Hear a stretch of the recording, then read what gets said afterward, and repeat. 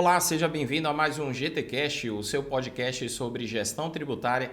E eu estou aqui mais uma vez com a presença de Gustavo Reis, Daniel Brasil, para trazer para você as principais informações, notícias, legislações, decisões a respeito da área tributária nos meses de dezembro de 2022 e janeiro de 2023.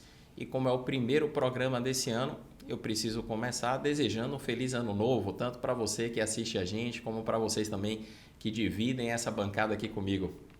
Olá, Alexandre. Olá, Daniel. Olá a todos vocês que nos acompanham. Realmente acabou acumulando. No mês de janeiro não conseguimos gravar as novidades referentes ao mês de dezembro de 2022, mas estamos aqui para fazer esse acompanhamento, ver tudo que deixamos de falar de dezembro e janeiro e atualizar vocês de tudo que é relevante na matéria tributária durante esse tempo. Olá, Alexandre. Olá, Gustavo. Olá a todos que estão nos acompanhando aqui. Sejam todos bem-vindos mais uma vez a mais uma edição desse programa. E garanto para vocês que hoje tem muita coisa importante, tem muito conteúdo e vamos juntos. E é isso mesmo, pessoal. Olha, início de ano normalmente já é um período farto em produção legislativa, em decisões relacionadas à temática tributária. E com mudança de governo, isso tende a ficar ainda mais intenso. Até porque nessa mudança de governo a gente tem ouvido falar muito da volta à discussão da reforma tributária e outras mudanças que vão ser propostas aí na legislação infraconstitucional. Mas aquilo que a gente vai comentar aqui envolve também o que aconteceu no mês de dezembro de 2022. E para começar, a gente vai fazer como sempre, dando aquele giro nas notícias mais importantes desse período. É com você, Daniel. A primeira notícia é: Fisco terá acesso a informações financeiras de pessoas físicas e jurídicas. A Receita Federal passará a acompanhar dados e transações de todas as pessoas físicas e jurídicas. A medida consta no convênio ICMS número 50 de 2022. A mudança deve trazer impactos significativos no cuidado que as empresas documentam suas movimentações tributárias e financeiras de um modo geral. Olha, Daniel, esse tipo de notícia não me espanta mais porque a gente tem visto um processo caminhando para isso. A Receita Federal do Brasil, não só com essa medida, mas com diversas outras, quer acompanhar todas as movimentações, sejam de pessoas físicas, pessoas jurídicas, para melhorar sua arrecadação. Um processo parecido com esse temos visto com o E-Social, EFD Reinf, DCTF Web. Então, é um grau de detalhamento de informação muito grande, justamente para que ela tenha ali uma base de dados suficiente e ampla para conseguir fiscalizar todo mundo. Então, esse tipo de notícia está dentro desse processo que a Receita quer de melhorar sua fiscalização e arrecadação. Exatamente, Gustavo. A gente está na era do Big Data, né? Na era em que a produção de informações ela não para, ela é intensa e a todo tempo o fisco pode lançar mão dessas informações para poder arrecadar melhor seus tributos. Há poucos dias eu estava conversando com um consultor tributário que tem experiência em consultoria na área de ICMS. E ele estava falando, inclusive, que até as informações relacionadas a transações via Pix estão abrangidas por esse convênio. Ou seja, há uma tendência cada vez maior de que aqueles que não cuidam de documentar as suas operações de maneira adequada e movimentam valores nas suas contas bancárias sem essa preocupação, que eles sejam flagrados pelo fisco. Aí eu só chamo a atenção em especial para uma atividade que quem exerce precisa ter muito cuidado, que é a atividade de agenciamento e intermediação. Pegando o exemplo aí de agência de viagem, às vezes a agência de viagens movimenta em sua conta bancária ao longo de um ano milhões de reais, mas o que ela fatura de fato como receita sua é apenas a comissão que ela cobra por essa atividade. E aí ela vai precisar ter uma documentação idônea para justificar para o fisco, se ela for questionada, que toda aquela movimentação destinada às companhias aéreas apenas repassou, transitou pelas suas contas bancárias. E isso vai mostrar o quê?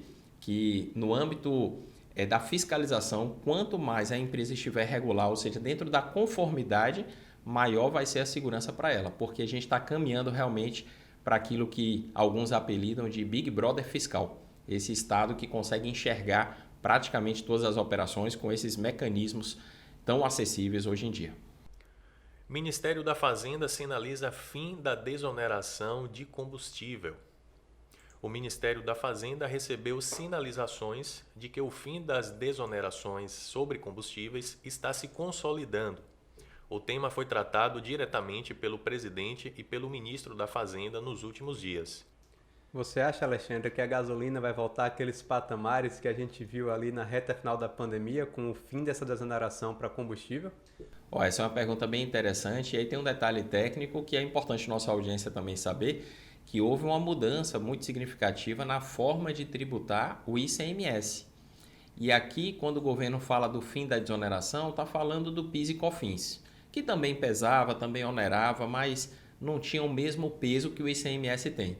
Então o ICMS é outro imbróglio e aqui o governo enfrenta uma dificuldade que é típica de todos os governos hoje, como renunciar receita tributária sobre uma atividade que gera tanto recurso, tanta arrecadação, com as contas públicas tão fragilizadas.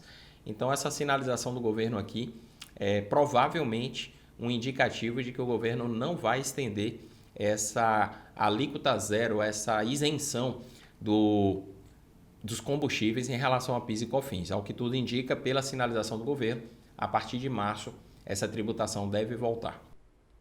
Nova PEC, que é de número 46 de 2022, de reforma tributária, simplifica ICMS e ISS. O senador Oriovisto Guimarães, do Podemos do Paraná, apresentou proposta de emenda à Constituição de reforma tributária com o objetivo de simplificar a cobrança dos impostos sobre o consumo. Com a PEC 46 de 2022, que foi subscrita por outros 36 senadores, o parlamentar espera unificar as leis estaduais do Distrito Federal e municipais que regulam o ICMS e o ISS de modo a beneficiar cidadãos e o setor produtivo. Essa proposta de reforma tributária está dentro de um pacote que foi apelidado de Simplifica Já. E é uma proposta que é defendida por várias entidades da sociedade civil importantes. A Associação Brasileira das Secretarias de Finanças das Capitais, a Abrasf, algumas confederações de setores produtivos, alguns municípios importantes da nossa nação, inclusive vários estados, ou seja, há uma adesão muito interessante a essa proposta. Ela é diferente da proposta que muito provavelmente vai ser colocada em pauta ao longo do ano, que é a proposta do Bernard Api, e que envolve uma reforma tributária ali um pouco mais ampla. O interessante do Simplifica Já é que ele foca na simplificação desses dois tributos, que são, sem dúvida nenhuma, duas pedras no sapato do setor produtivo. O ICMS, com as legislações estaduais e as inúmeras discussões e controvérsias, e o ISS, que pelo fato de ser municipal, pode ser arrecadado por 5.570 municípios diferentes. Então, o foco dessa PEC é na simplificação desses tributos, embora também proponha ali uma simplificação na legislação de PIS e COFINS e algumas outras alterações, com o objetivo de deixar o sistema mais leve, ou seja, as empresas tendo menos trabalho e menos dificuldade de apurar e recolher seus tributos. É uma proposta muito interessante e conta com a simpatia de muita gente importante. Inclusive, me parece que essa proposta é muito mais interessante do que aquela que eu acho muito difícil que seja aprovada em um curto período de tempo, que é de unificar o ISS e o ICMS em um tributo só. Então, nesse caso, me parece que a proposta não é essa, mas é simplificar os tributos. Então, você não vai ter uma lei só que vai abranger tanto o ICMS quanto o ISS. Você vai ter uma lei a nível nacional para regulamentar o ISS e uma outra para regulamentar o ICMS. E aí você evitaria, por exemplo, como você bem disse, Alexandre, 5.570 legislações municipais tratando do ISS. E a gente já comentava essa possibilidade, não sei se você recorda, quando a Lei Complementar número 175 de 2020 foi publicada e trouxe ali, por exemplo, o prazo de vencimento do ISS. A gente sempre discutiu, será que não poderia ter um prazo de vencimento do ISS unificado? Ah, mas será que isso fere a autonomia dos municípios? Aí quando essa lei foi publicada, ninguém questionou. Todo mundo aceitou aquele prazo imposto. Então isso a gente discutiu muito. Será que isso já é uma brecha para que amanhã depois você tenha uma unificação desses vencimentos que tanto atrapalha quem lida com a matéria em vários municípios, que em um município é dia 10, no outro é dia 15? Talvez com essa sinalização a gente tenha talvez o fim de uma série de discussões relacionadas a essas divergências que a gente encontra em vários municípios. Lembrando apenas que talvez isso não acabe com todos os problemas.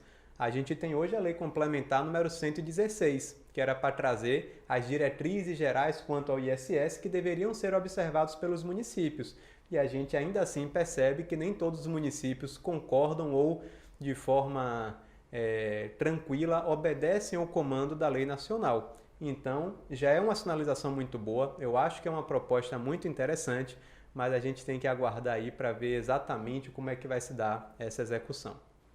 Vamos agora para a próxima sessão, Agora é Lei, comentando os principais conteúdos normativos, as principais normas tributárias publicadas nesse período. E a primeira norma que eu destaco aqui é a Solução de Consulta COSIT número 44 de 2022.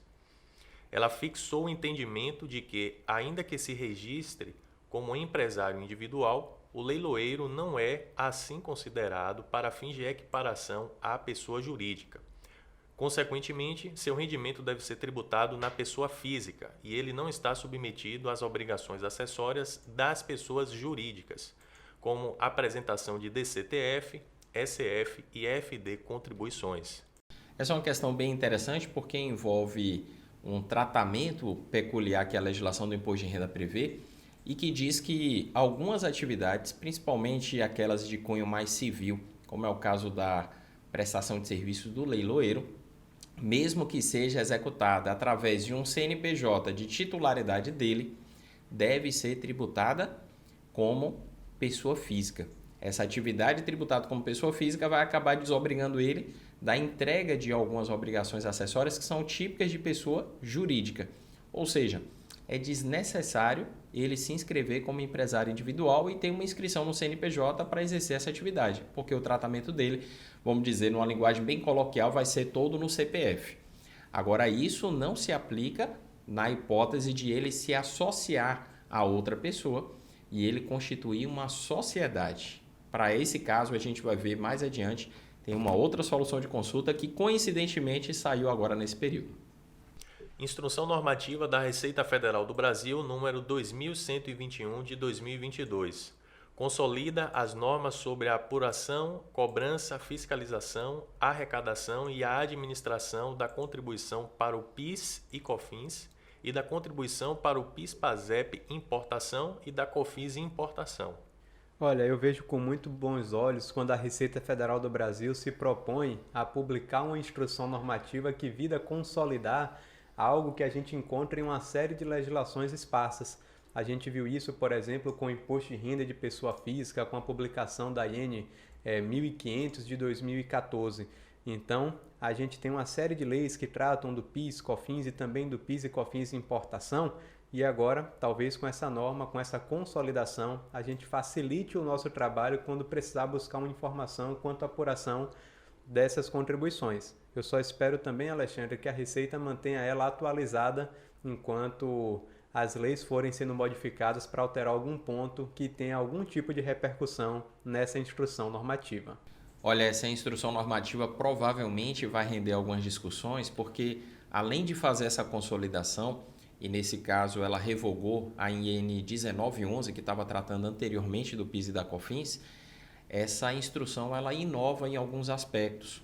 E um dos aspectos que foi objeto de inovação está lá no artigo 163, que consignou que a utilização dos créditos relativos às contribuições apuradas no regime monofásico tem que ser utilizados ali no prazo de 5 anos, porque, do contrário, esse crédito vai prescrever. Até então, a legislação não falava expressamente sobre esse crédito, que ele tem uma peculiaridade porque ele tem uma natureza escritural. Não é um crédito decorrente de um pagamento a maior ou indevido, por exemplo, que aí se aplica indiscutivelmente o artigo previsto lá no artigo 170 do CTN que trata dessa matéria. E tem uma outra questão também que provavelmente vai render muita discussão, que diz respeito ao cálculo de crédito sobre a parcela do IPI. Ou seja, quando uma empresa adquire determinado produto e aquele produto ele vem da indústria, vem tributado com IPI, mas quem adquire não realiza a operação industrial, aquele IPI então ele vai integrar o custo do produto adquirido. E agora, nessa instrução normativa, a Receita Federal quer que esse IPI ele não entre na base de cálculo do crédito, o que está em contradição, inclusive, com o que diz a própria legislação que trata de PIS e COFINS, quando se refere ao custo de aquisição dos produtos como base para a incidência de crédito. Então, certamente, essa e outras alterações pontuais vão render discussões, porque a Receita Federal aqui ela fez mais do que uma mera atualização e uma mera consolidação. E aqui eu vejo que ela foi além, inclusive contrariando algumas disposições previstas na própria legislação que ela deveria apenas regulamentar. Agora eu trago para vocês duas normas muito importantes relacionadas ao PERSE. A primeira é a Medida Provisória 1147 de 2022. Altera a Lei número 14.148 de 2021, que instituiu o Programa Emergencial de Retomada do Setor de Eventos, o PERSE, e reduz a 0% as alíquotas do PIS e da COFINS incidentes sobre as receitas decorrentes da atividade de transporte aéreo regular de passageiros. E a outra é a Portaria do Ministério da Economia número 11.266 de 2022, que define os códigos da Classificação Nacional de Atividades Econômicas, CNAE, abrangidos pelo benefício da alíquota zero, previsto no artigo 4º da Lei número 14.148 de 2021. Olha, essa medida provisória que saiu ali no apagar das luzes da última gestão do governo federal é uma medida provisória polêmica, porque ela primeiro concede um benefício para as companhias aéreas e nesse ponto eu acho que não há muito o que a gente render aqui comentários. Mas no que diz respeito à alteração do artigo 4º da Lei 14.148, a gente está falando de um dos maiores benefícios fiscais da história da legislação tributária federal, que é a alíquota zero de imposto de renda, CSLL, PIS, PASEP e COFINS para as empresas integrantes do chamado setor de eventos. E qual é a polêmica? É que a lei que definiu esse benefício, ela foi sancionada e nesse dispositivo foi vetado, mas em março do ano passado o Congresso derrubou o veto e esse benefício passou a vigorar. Acontece que havia uma lista de atividades baseada na Classificação Nacional de Atividades Econômicas que era considerada como pertencentes ao setor de eventos. E o governo se deparou com uma grande dificuldade. Com a derrubada do veto, esse benefício seria extensivo para toda a atividade das pessoas jurídicas que exercem aquelas atividades listadas na portaria, cujo código CNAE consta ali da relação publicada pelo Ministério da Economia. Por exemplo, o código CNAE de vigilância estava contemplado na portaria que regulamentou o chamado PERSE. Mas será que a empresa de vigilância tinha que segregar a vigilância realizada em eventos da vigilância realizada para empresas ou para órgãos públicos? Isso não ficou claro e, na minha visão, a MP 147 ela veio meio que definir que o governo não iria entrar nesse mérito, ou seja, a empresa exerceu aquela atividade prevista nos códigos CNAE constantes lá da portaria de 2021, ela teria então direito ao benefício. Agora, a mesma medida provisória sinaliza o quê? Que viria uma outra portaria, e essa outra portaria é a que foi publicada no dia 2 de janeiro, ou seja, cerca de 10 dias depois. E o que aconteceu? O governo enxugou o número de códigos CNAE alcançados por esse benefício, ensejando uma série de discussões. Por exemplo, a empresa de vigilância que foi excluída dessa portaria, do benefício do PES, ela não teria direito de permanecer com esse benefício que já havia sido concedido. Há um dispositivo no Código Tributário Nacional que fala sobre a vedação de revogar isenções concedidas a prazo determinado. A alíquota zero não é a mesma coisa que isenção, mas o STJ equipara uma coisa a outra para esse fim. Então é possível que as empresas recorram à justiça para permanecer nesse setor, nesse benefício, mesmo que elas tenham sido excluídas do conceito de setor de eventos. Algumas foram mantidas, naturalmente que o Código CNAE de hotel, o código KNAI de restaurante e outros códigos KNAI foram mantidos. Agora é curioso, o código KNAI de restaurante, ele permanece na nova portaria, mas o de lanchonete que constava na portaria anterior foi suprimido da portaria atual. Em outras palavras, aqui a gente vai ter muitas demandas judiciais, mais uma vez decorrentes de uma legislação tributária que só torna o nosso sistema mais complexo ainda. E não só isso, Alexandre. Nesse ponto que você falou de prorrogar o benefício para aquelas empresas que estavam contempladas na portaria antiga e não estão na nova, há um outro ponto que é altamente questionável. Poderia essa portaria, eu não vou nem entrar no mérito se ela poderia ou não tirar um código KNAI, mas ela poderia impedir o benefício, por exemplo, do imposto de renda e CSLL dentro do mesmo exercício? Não existe o princípio da anterioridade, que você não pode ali instituir ou majorar o IR e CSLL dentro do mesmo exercício? A portaria veio no dia 2 de janeiro. A empresa no dia 1º estava beneficiada pela portaria antiga por aquele benefício. Então, ainda que a gente discuta e pense a possibilidade dela permanecer dentro do PES durante todo o tempo, até 2027, será que pelo menos até final desse ano, para esses tributos, ela não teria essa condição?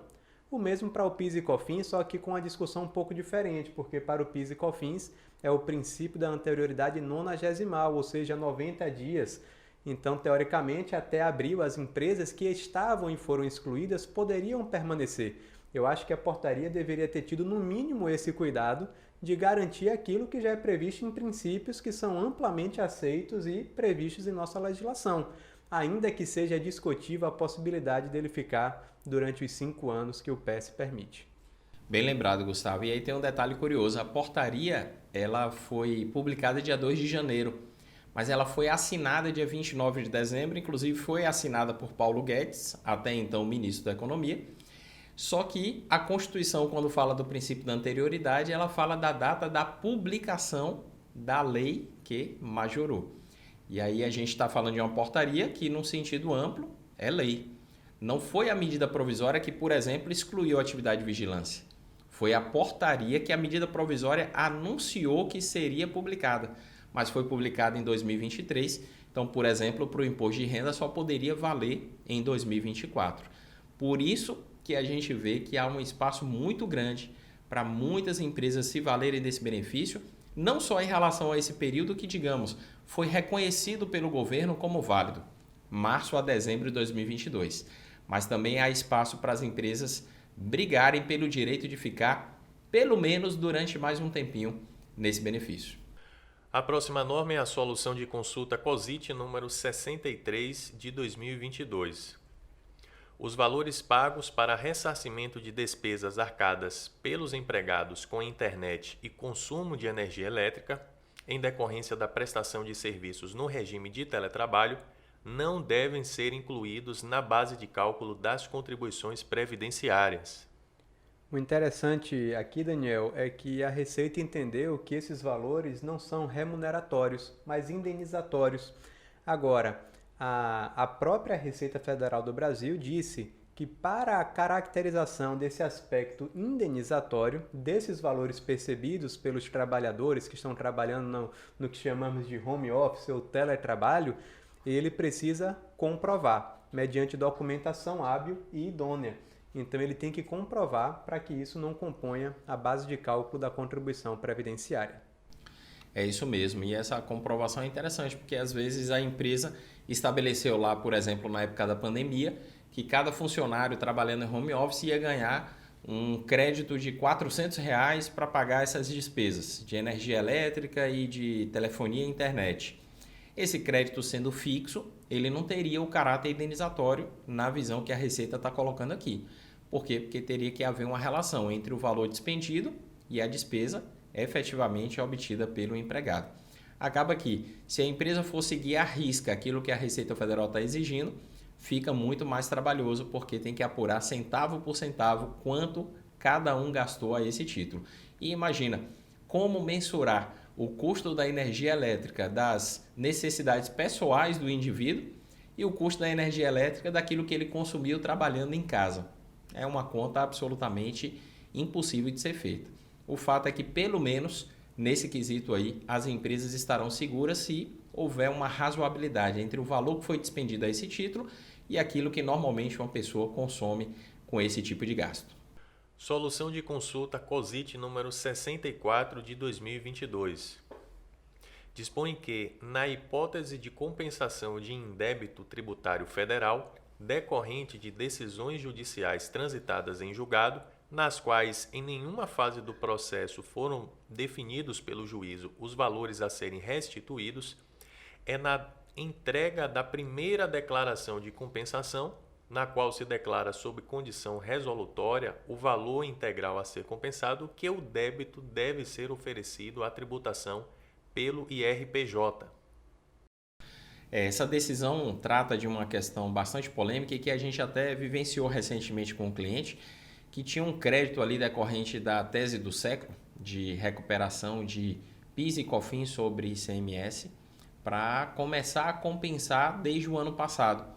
E essa empresa, segundo a posição da Receita, deveria oferecer à tributação todo o valor do crédito no momento da transmissão da declaração de compensação, que era a primeira desse processo que está se estendendo aí ao longo de um bom tempo.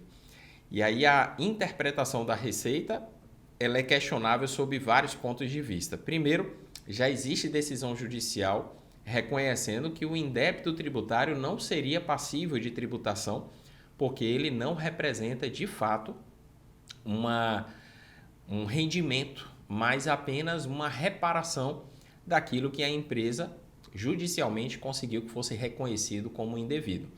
Isso é questionável porque, na visão fiscalista, essas despesas com o indébito, por exemplo, de PIS e COFINS, elas foram deduzidas lá atrás na apuração do lucro real. Mas aí a gente precisa lembrar que se a empresa teve tributação pelo lucro presumido, ela não se valeu dessa despesa para reduzir o imposto de renda lá na ocasião em que ela incorreu no pagamento. Agora, um outro aspecto polêmico e que também já tem decisão judicial favorável aos contribuintes é que a atualização desses créditos pela taxa Selic não deve ser oferecida a tributação, considerando nessas decisões judiciais que já estão se multiplicando por aí, que esses juros eles teriam um caráter compensatório. Não seria também um rendimento equiparado a uma receita financeira, mas apenas serviria ali para repor o poder de aquisição daquele indébito, já que houve um pagamento indevido e agora a empresa está sendo reparada disso. De uma maneira geral, eu posso dizer, quem incorre nessa situação deve avaliar com muito cuidado e inclusive analisando os valores, a possibilidade e a viabilidade de discutir isso judicialmente, já que há vários precedentes aí favoráveis aos contribuintes. Solução de consulta COSIT número 5 de 2023. Os serviços de arquivamento de documentos por imageamento que a consulente presta à autarquia federal por meio de sistema de gerenciamento de arquivos, quando executados mediante exceção de mão de obra, estão sujeitos à retenção previdenciária. Aqui, Gustavo, eu fico analisando e pensando como o pessoal é criativo, porque a gente já ouviu falar de preparação de dados para processamento, já ouviu falar de digitalização, mas agora surge um outro termo que é imageamento. Um nome bonito, sofisticado para uma atividade que, na minha visão, está enquadrada ali no inciso 6º do artigo 111 da IN 2110, para efeito de retenção, mas que também pode ser enquadrado em outro inciso, né? Exatamente, inclusive ele fala ali de um estudo, de um planejamento para depois arquivar esses documentos na sede da fonte pagadora. Então, ali ele usa esse termo bonito, mas na verdade é quase como um arquivamento. Só que eles usam esse termo porque existe um estudo, um planejamento antes para ver o que pode ou não e como vai ser arquivado. E essa é inclusive uma das discussões com relação à seção de mão de obra que é trazida na solução de consulta. Porque essa parte de estudo e planejamento é feita nas dependências do próprio contratado. Depois ele se desloca para a sede da fonte pagadora para fazer a guarda física do documento. E a pergunta seria, será que isso é atividade meio para o arquivamento que vai acontecer nas dependências do tomador? Isso caracterizaria a seção de mão de obra? E me parece, Alexandre, que a Receita não entrou nesse mérito, porque na conclusão ela diz, quando executado mediante seção de mão de obra, vai estar sujeita à retenção. Ela não afirma expressamente que a seção de mão de obra está presente e que a retenção é devida. de uma certa forma, ele devolve a bola para o contribuinte que precisa analisar tudo que ela colocou nessas mais de 30 páginas e chegar à sua conclusão se a hipótese de reter ou não sendo cessão de mão de obra. Acontece que aqui também é uma discussão porque o prestador é do Simples Nacional e se a cessão de mão de obra estiver caracterizada, aquela contratação ela se torna irregular, porque esse tipo de atividade não é tributada pelo anexo 4º da Lei do Simples e o optante, então, não poderia executar mediante cessão de mão de obra. Então, é uma série de questões envolvidas dentro de uma mesma solução de consulta. Exato, e aí eu lembro daquele princípio que volta e meia a gente traz aqui nos nossos programas, que diz que uma coisa é uma coisa e outra coisa é outra coisa. Uma coisa é a retenção, se ela é devida ou não. Outra coisa é o prestador do Simples executar esse serviço mediante cessão de mão de obra. E que a Receita, mais uma vez, está reafirmando que isso não é permitido, pelo menos para esse tipo de atividade. Porque as atividades que podem ser executadas por optantes do Simples e que não tem problema de serem executadas mediante cessão de mão de obra, são apenas aquelas tributadas pelo anexo 4º da Lei do Simples. Portanto, nesse caso aqui, independentemente de enquadrar lá no artigo 111, inciso 6º, ou lá no inciso, salvo engano, 20 do artigo 112, que é o que trata de secretaria expediente, o fato é que um optante do Simples não pode executar esse tipo de serviço mediante cessão de mão de obra. Isso está vedado, embora a Receita volte a reafirmar. A retenção só é devida após o desenquadramento do prestador. Solução de consulta COSIT número 14 de 2023. Os serviços intelectuais, inclusive os de natureza científica, artística ou cultural, quando prestados individualmente por pessoas físicas, ainda que com concurso de auxiliares, não são considerados como prestados por empresa individual equiparada à pessoa jurídica, sendo tributados pelo imposto de renda da pessoa física, nos termos do artigo 162, parágrafo 2º do Regulamento do Imposto de Renda. Por coincidência, a gente está comentando essa solução de consulta que trata de um tema parecido com aquela que a gente comentou agora há pouco, do leiloeiro. Só que aqui, examinando o caso concreto, é interessante. Uma determinada psicóloga prestava serviços para o Detran do seu estado como pessoa física e a partir de um certo momento o estado começou a exigir que ela fosse pessoa jurídica. E ela constituía uma sociedade com outras colegas profissionais e começaram a prestar serviços na condição de pessoa jurídica. E a Receita Federal esclareceu nessa solução de consulta que se ela tivesse se inscrito no CNPJ como empresária individual, aí ela teria tributação como pessoa física, assim como no caso do leiloeiro. Mas na medida em que ela constituiu uma sociedade, que é uma pessoa jurídica com fins econômicos, ela passa então a ter todo o tratamento de pessoa jurídica e todos os rendimentos se sujeitam não só à tributação de PJ, como também às obrigações acessórias que são aplicáveis e exigíveis das empresas em geral. E não só isso, é uma sociedade que é uma pessoa jurídica e ainda que ela execute isso em caráter personalíssimo, isso não descaracteriza o tratamento como pessoa jurídica, ela não seria tributada como pessoa física. Lembrando que a própria Receita deixa bem claro isso no teor da ementa da solução de consulta, que tudo isso é sem prejuízo da competência da própria Receita de constatar eventual abuso, fraude, desvio ou simulação para fins de fiscalização das normas tributárias. Então, aqui ela dá aquela margem para que ela depois possa verificar se isso não foi feito só para fugir de alguma tributação ou se esquivar de alguma obrigação acessória imposta pela própria Receita Federal do Brasil. Medida Provisória 1159 de 2023.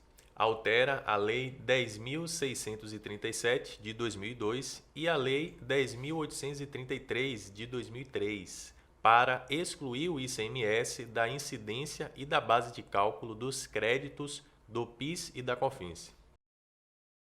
Isso aqui é também bastante polêmico, por quê? Porque tem uma parte dessa medida provisória que ela faz a adequação da legislação de PIS e COFINS àquilo que o STF já decidiu na tese do século. Determina a exclusão da base de cálculo do PIS e da COFINS do valor correspondente ao ICMS que tem incidido sobre a operação. Então a gente para analisar no primeiro momento e pensa, pronto, o governo então está adequando a legislação ao que a jurisprudência já consolidou. Mas aí a gente avança mais um pouco e vê qual é o verdadeiro propósito da medida provisória. É alterar também a regra que diz respeito ao cálculo do crédito. E o que diz agora a medida provisória, a redação com a medida provisória que foi publicada? Que na hora de calcular o crédito, quem adquire determinado produto também tem que excluir o ICMS da base de cálculo. Ou seja, uma empresa comprou mercadoria para revender, aquela mercadoria foi comprada por 100, mas dentro daquele 100 tinha, por exemplo, 18 de ICMS. Então ela teria que tomar crédito sobre 82, 100 menos 18. E isso certamente vai gerar muita polêmica e polêmica de várias naturezas, inclusive observando aqui, sendo necessário observar também a questão do princípio da anterioridade nonagesimal. Mas sem dúvida é mais uma polêmica que tem gerado reações aí, vamos dizer, bastante contundentes de diversos setores produtivos que vão ser afetados com a redução dos seus créditos de PIS e COFINS. A próxima norma é a Portaria Interministerial do Ministério da Previdência Social e Ministério da Fazenda, número 26 de 2023. Dispõe sobre o reajuste dos benefícios pagos pelo INSS e demais valores constantes do Regulamento da Previdência Social, inclusive os limites mínimo e máximo do salário de contribuição para 2023. Todo ano a gente aguarda a publicação dessa portaria porque ela atualiza tanto o salário mínimo quanto o teto do INSS para o ano, e isso tem uma série de repercussões.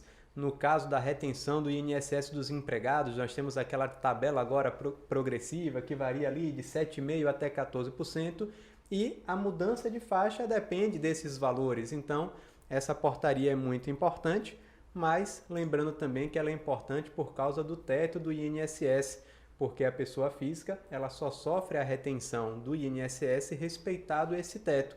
Então ela precisa saber quanto é o teto para comprovar para as outras fontes pagadoras que ela possivelmente possa ter e que fazem a retenção, para que elas saibam o quanto ainda falta reter, ou se já foi retido sobre o teto, ela ficaria dispensada de sofrer a retenção naquela fonte pagadora. Então aqui a gente poderia, Alexandre, passar muito tempo falando sobre todas as repercussões dessas mudanças de limites, o que não é a nossa proposta aqui, mas é uma mudança muito interessante. O teto saiu de R$ 7.087,22 para R$ 7.507,49 e o salário mínimo saiu de R$ 1.212 para R$ 1.302. Exato, Gustavo. E eu lembro ainda o seguinte, que quando se trata de contribuinte individual, não se aplica aquela tabela progressiva que você mencionou com alíquotas de 7,5% até 14%. Em se tratando de contribuinte individual, a retenção ela é pela alíquota de 11% ou 20%, dependendo de quem é a fonte pagadora. E no caso da alíquota de 11% para efeito de retenção, como muitos contratantes de profissionais autônomos fazem essa retenção, agora com o novo limite a retenção vai ficar ali via de regra com a alíquota de 11% no teto de 825,82. Mas a gente tem que ter muito cuidado com esse teto, porque quem retém com a alíquota de 20% retém 20% ou até 20% de 7.507,49.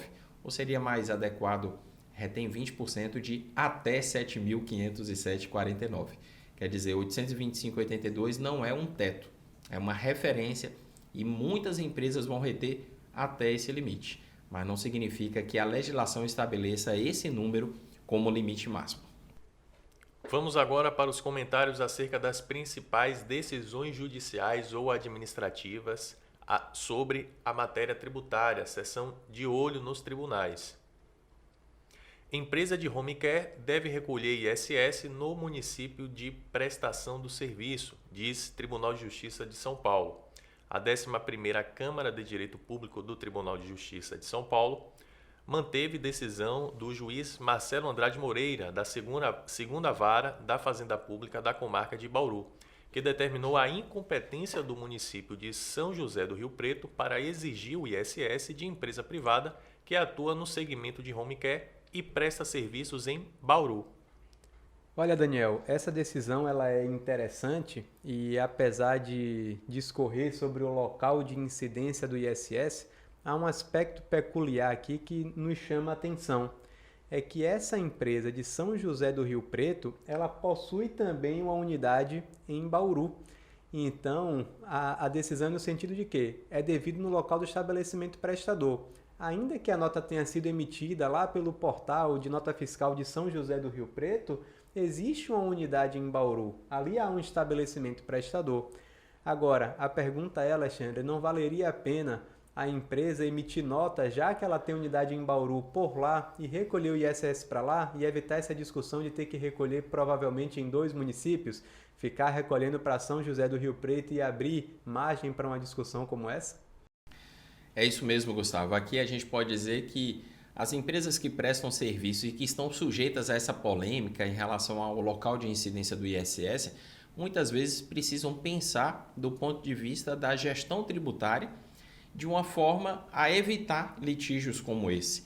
Então, se a empresa, nesse contexto, possuía uma unidade em Bauru, por que não emitir nota fiscal a partir da sua filial de Bauru para evitar essa tentativa de cobrança por São José do Rio Preto?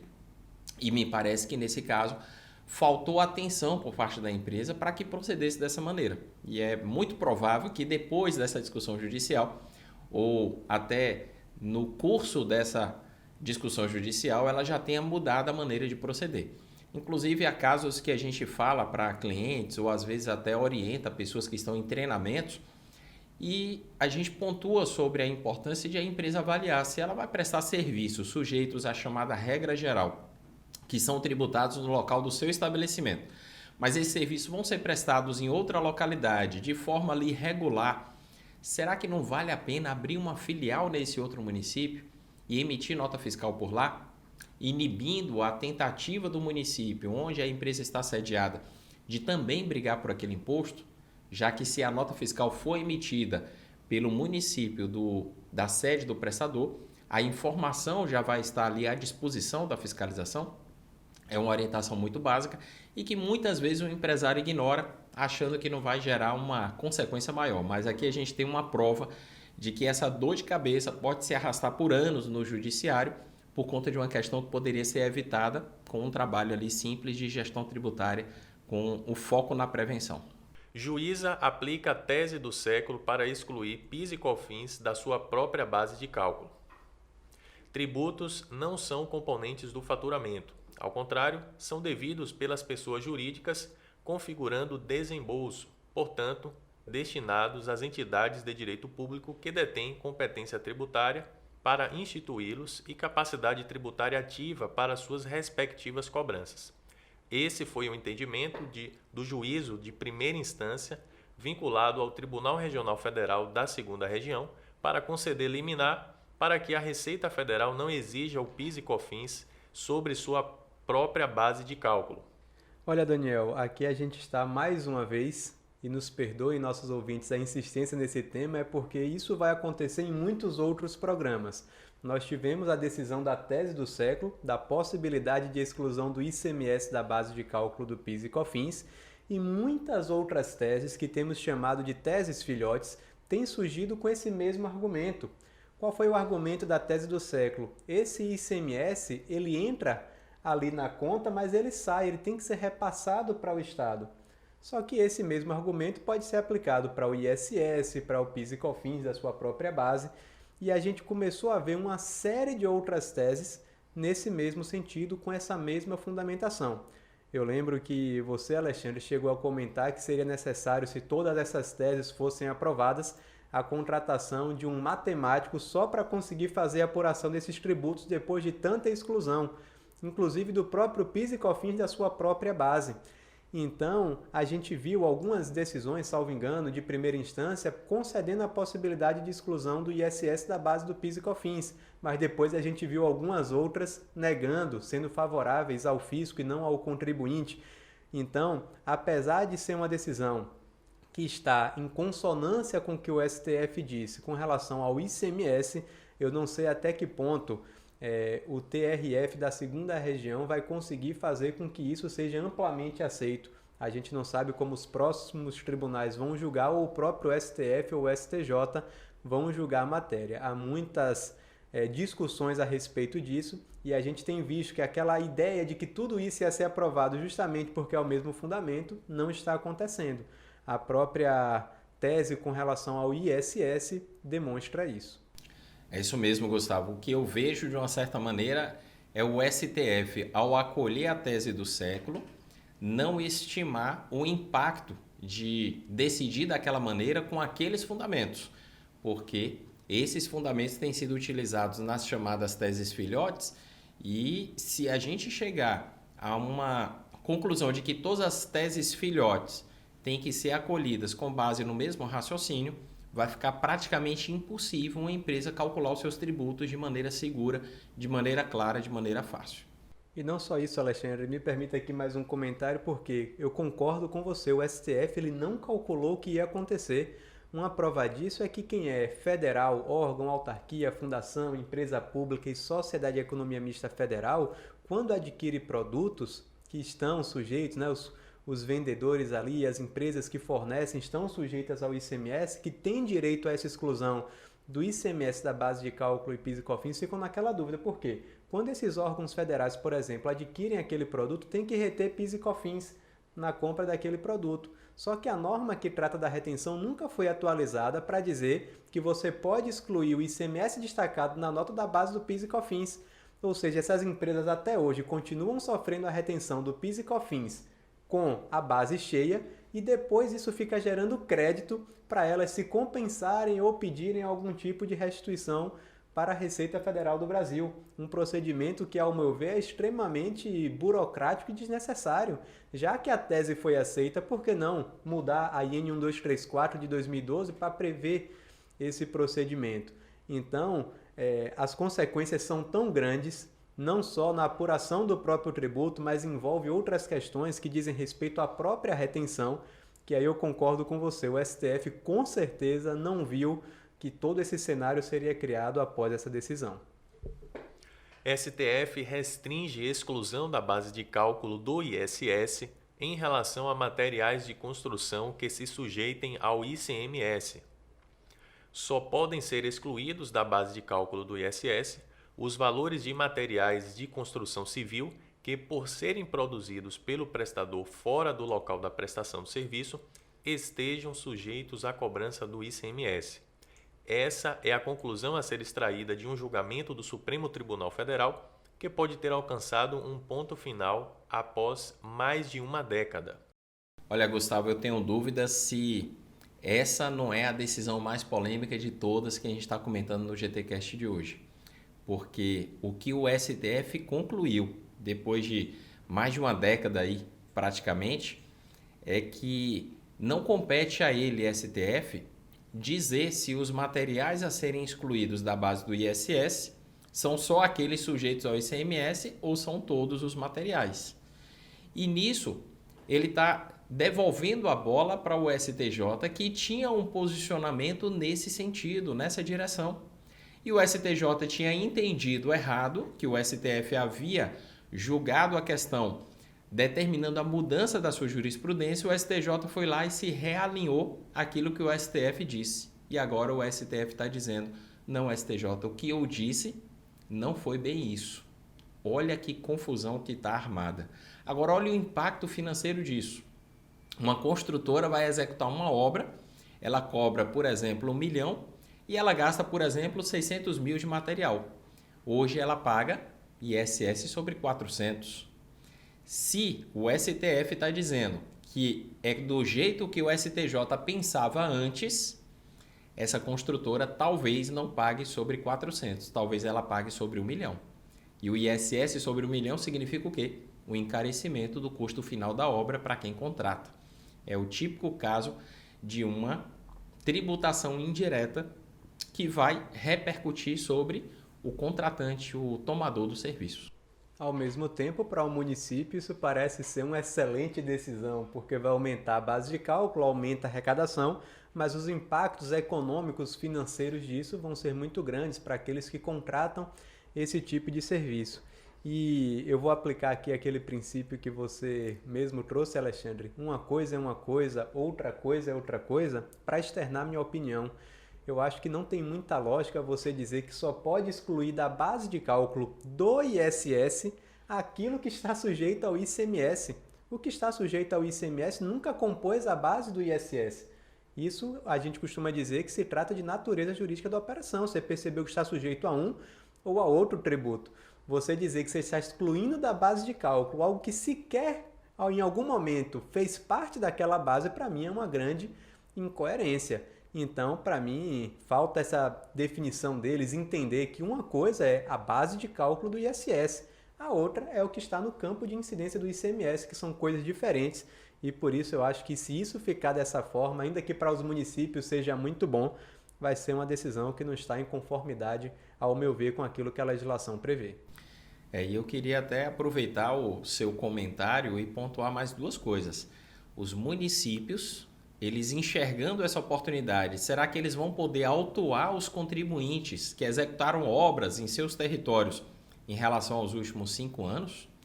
Porque se puder, imagina quantas e quantas construtoras vão ser autuadas agora, porque se valeram de exclusões da base de cálculo, muitas vezes prevista na própria legislação do município, sem essa vinculação, sem essa condição de que tinha que estar sujeito ao ICMS. Então, isso vai gerar uma baita de uma polêmica. Mais uma vez, o STF tomando a decisão sem calcular as consequências daquilo que está decidindo. E o outro aspecto que eu quero falar diz respeito a essa, vamos dizer, incoerência que a gente vê no posicionamento antigo do STJ, que agora o STF está meio que lavando as mãos, dizendo, olha, é o STJ que tem que dizer sobre isso. É tão incoerente para mim que lá no artigo 7º da Lei 116 está escrito que da base de cálculo do ISS se exclui os materiais aplicados na construção civil, no 702 e no 705 da lista.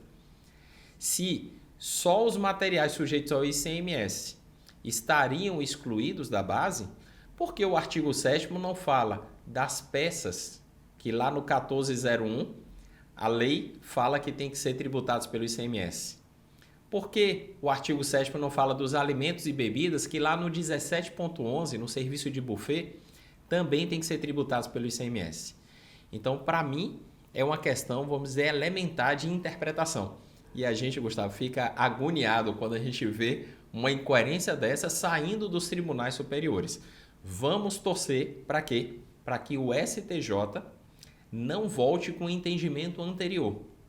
E a gente tem dúvida em relação a isso, por quê? Porque o STJ, teoricamente, mudou de entendimento por causa do suposto entendimento do STF. E o STF agora está dizendo, não, eu nunca falei sobre isso. O STF está ali lavando as mãos e devolvendo a bola para o STJ. Não sei o que isso vai dar, mas vai dar uma tremenda confusão, ainda que no final das contas seja uma oportunidade para os municípios.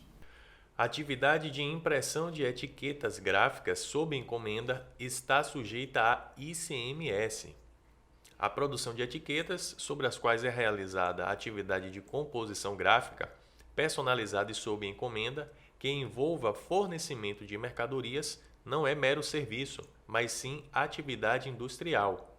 Com base nesse entendimento, a 10ª Câmara de Direito Público do Tribunal de Justiça de São Paulo decidiu, por unanimidade, que a prestação de serviços de impressão de etiquetas gráficas sob encomenda está sujeita ao ICMS, de natureza estadual, e não ao ISS, que é um tributo municipal.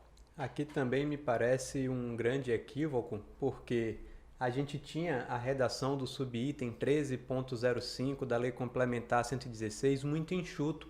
Ele falava ali de composição gráfica, clichêria, fotolitografia e, como ele era um subitem bem enxuto, se assim podemos dizer, havia uma série de discussões quanto ao limiar que faria com que aquilo se tornasse serviço ou ficasse no campo de incidência do ICMS.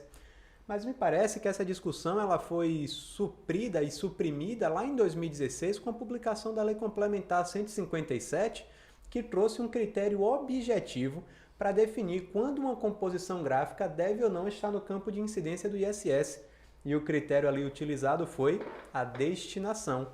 Se aquilo vai ser destinado para um posterior processo de comercialização ou industrialização, incide o ICMS. Mas se é para uso próprio, por exemplo, da fonte pagadora, para sua rotina administrativa, aquilo deveria ser tratado como serviço.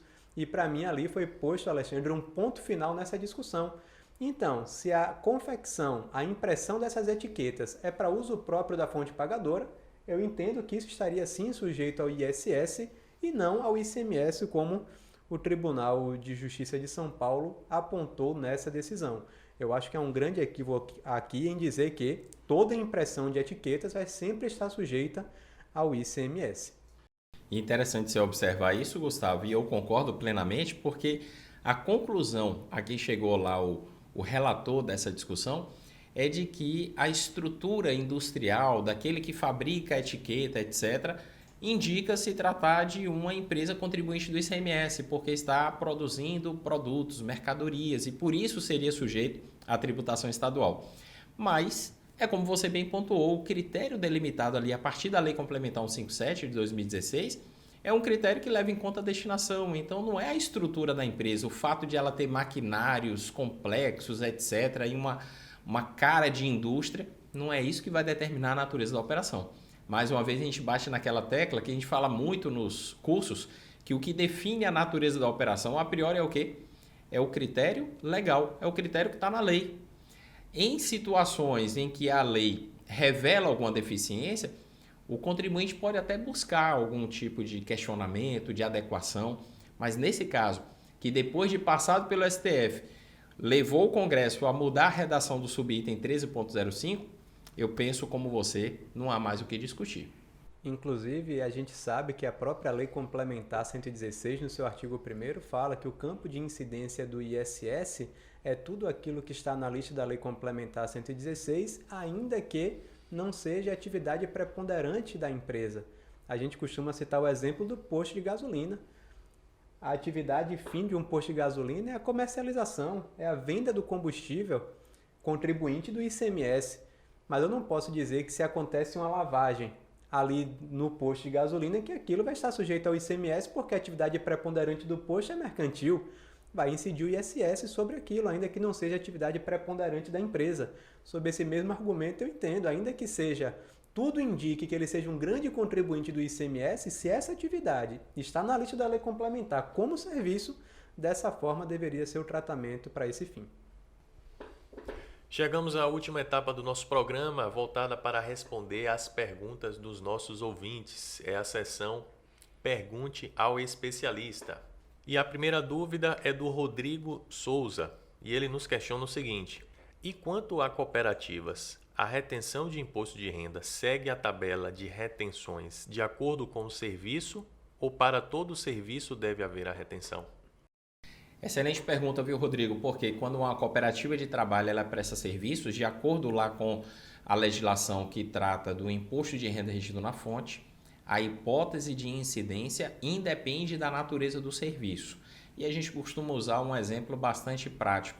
Quando a gente fala de cooperativa de táxi, por exemplo, cooperativa de transporte de passageiros, a retenção ela é devida não é porque o serviço é sujeito à retenção, porque transporte de passageiros não é hipótese de retenção, exceto em situações excepcionais, como por exemplo, quando a contratante é uma entidade federal.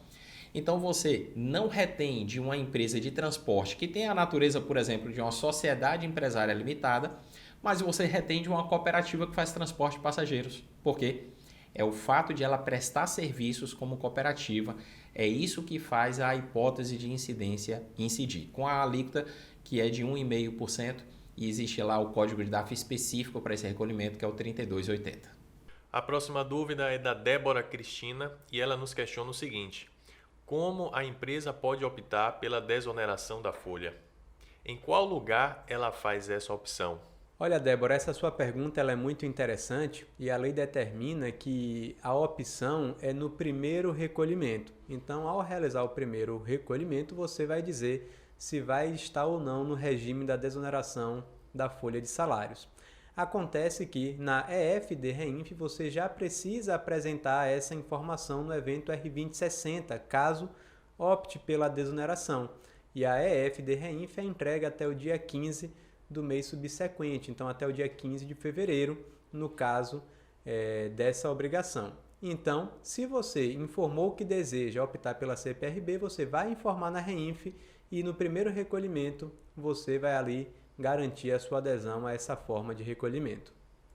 E assim chegamos ao final de mais um programa, né, pessoal? Um programa desafiador, com muito conteúdo e muita coisa polêmica que, se a gente fosse comentar mais, renderia muitas horas de programa. Mas que bom contar com sua audiência, que bom contar com sua presença aqui, Gustavo, com você também, Daniel, e espero no próximo mês encontrar vocês aqui de novo para comentar já aquilo que aconteceu de mais importante no mês de fevereiro de 2023. Exatamente, Alexandre. Uma alegria poder ter participado desse programa, compartilhado tanta informação. Espero que tenha sido muito útil para você que nos acompanha e não deixe de nos acompanhar, porque em breve teremos um novo programa, com certeza, com muito mais informação. Um grande abraço. Obrigado, Alexandre. Obrigado, Gustavo, por ceder aqui o espaço para participação. Obrigado a você que nos acompanha até aqui e até o próximo programa.